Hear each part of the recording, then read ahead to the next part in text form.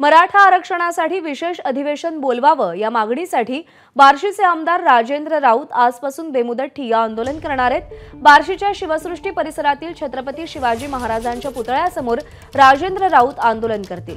सकाळी 10 ते संध्याकाळी 6 पर्यंत दररोज हे आंदोलन केलं जाणार आहे।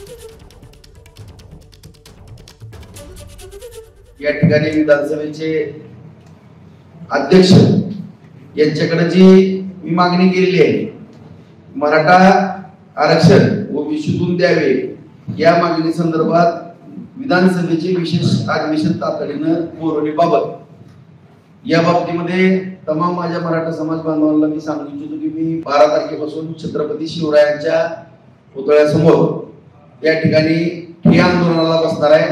ते ठिय्या आंदोलन बेमुदत असणार आहे।